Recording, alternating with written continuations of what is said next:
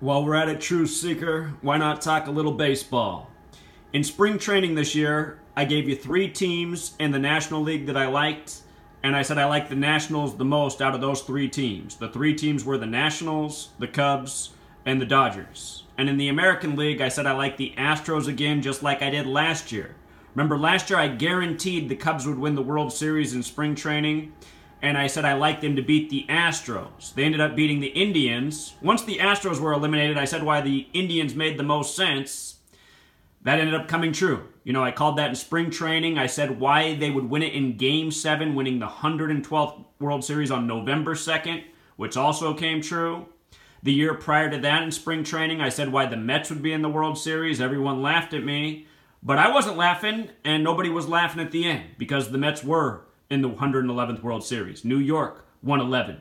Major League equals 108, and last year the Cubs broke the 108-year curse.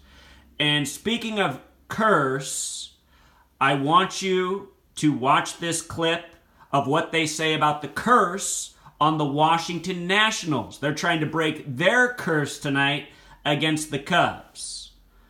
You know, think about it. Cubs just broke their curse last year. Now the announcer talking about how Washington, the city, has to break their sports curse.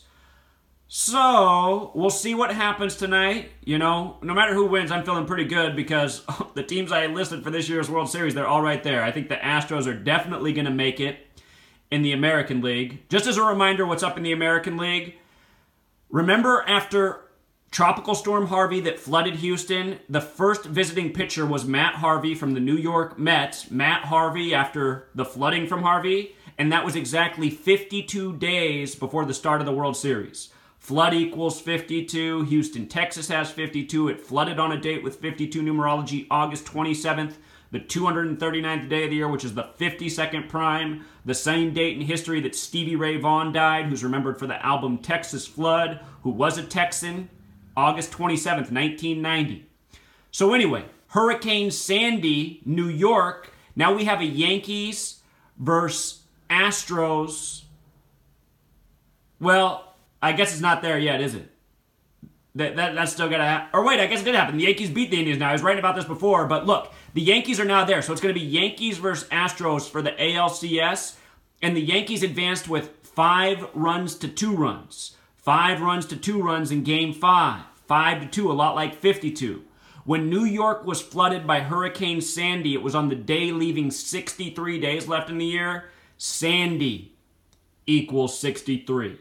There's a history of weather warfare by the numbers. Think about how bizarre of a storm Sandy was. And then right next to Sandy Hook, another story by the numbers, 112-pound Adam Lanza. Sandy Hook equals 112. 112, the alt dialing code for 911. Go look it up. See how many news stories were written about Adam Lanza weighing 112 pounds. Why do you need to know that about a school shooting? It's because it's all BS by the numbers. So anyway, AL, Astros, you know, not to mention, I wish my channel was still up. I've had 9 channels deleted since June by Google. I did show that clip of the woman in Houston during the flood who said because her home didn't get wrecked, she felt like she won the World Series. Remember that clip? If you saw it, I had it up. It was from Fox News, a woman from Houston. She felt like she won the World Series because of the flood. And that was the same day that Matt Harvey pitched. So Houston, like them over the Yankees. We'll call it the Flood ALCS. And then over here in the National League, you know, it remains to be seen. Right after that flood, the Dodgers, LA was having the fires by the number. California's having more fires right now. When I saw those wildfires in LA, it made me say, maybe it's going to be a Dodgers World Series versus the Astros, since these 2 cities are getting destroyed right now. And I'm torn on what's going on in the NL, but AL, I really like the Astros, and tonight, if you put a gun to my head, I'd say I'd pick the Nationals over the Cubs. You know, they're who I started with at the beginning of the year, but then again, the 3 teams that I picked were the Dodgers, Cubs, and the Nationals on top. So, you make the call, Truth Seeker. That's my analysis. Until next time. Oh, wait. I gotta let them play the clip about the curse first. Check this out. Plays up and feels like it's more like 93, 94. That's what scouts have told me. That's what opposing hitters have told me about Kyle Hendricks. That's why he is so effective even though he only throws about 89 miles an hour. And one other quick note, Dusty Baker said, we don't tend to do well against guys who throw below the speed limit, so to speak.